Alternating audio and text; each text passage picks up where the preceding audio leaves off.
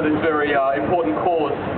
In a couple of hours' time, almost to the minute, it'll be 61 years since Israel has declared its independence, has declared the State of Israel. And it's an occasion that we should pause to think about that for a minute, because when the State of Israel was declared, it was declared over 78% of historical Palestine.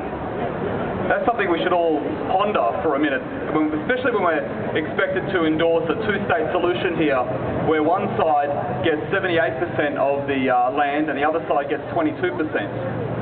And when we think, 20 years or a little bit more than that before the State of Israel was declared, one side was only about 2 or 3% of the population, and the other was 97, 98% of that population. And so if we go back to 1947, some very interesting events happened. One of those was the United Nations General Assembly passed a resolution 181 that decided to petition Palestine, or recommended to petition Palestine into two states, an Arab state and a Jewish state.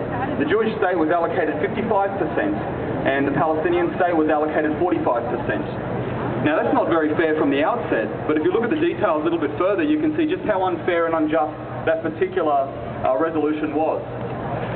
Now the Israelis were going to be given 55% of a state when they were only 30% of the population, and 97-98% of those people had only been there in the last 30 years, meaning they were migrants that have come from Europe. Hundreds of thousands of them, in fact, came from Europe in the decades prior.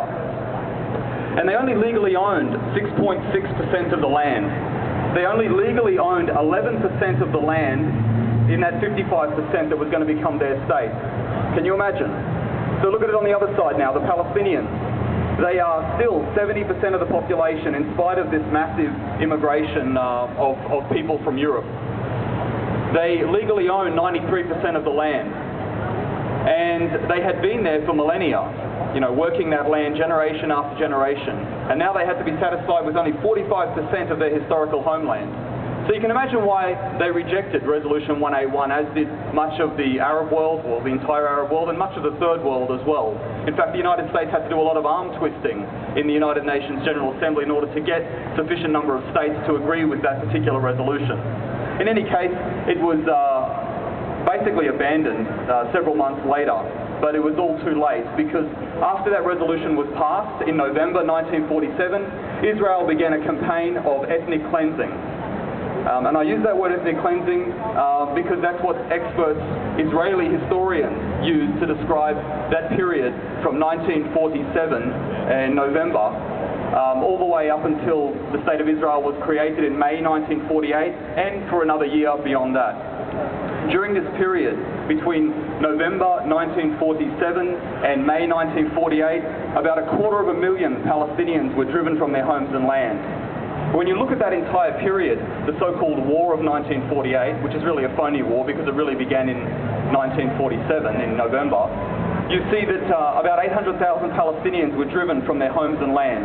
About 35 massacres took place.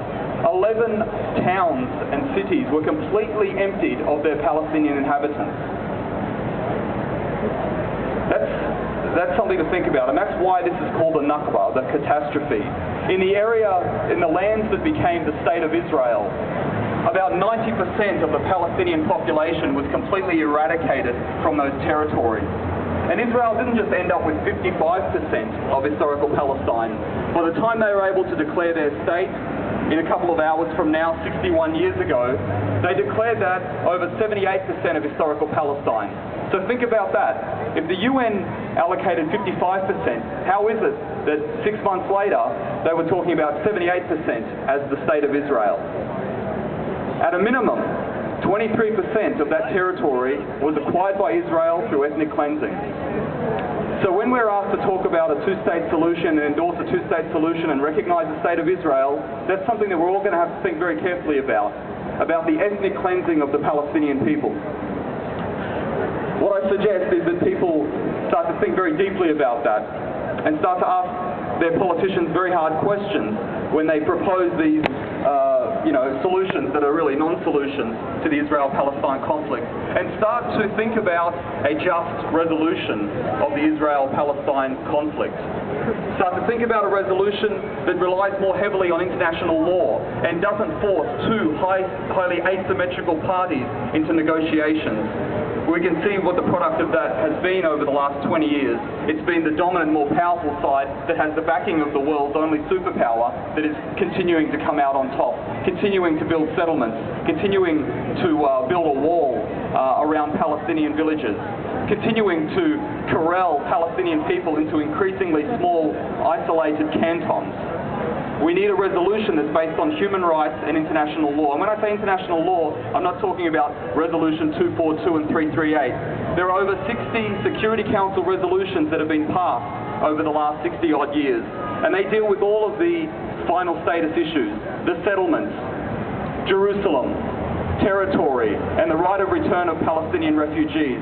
That needs to be our focus. And we need to start putting some serious pressure on our politicians to start to support a just peace. Because if we don't get a just peace, we won't end up with any peace at all.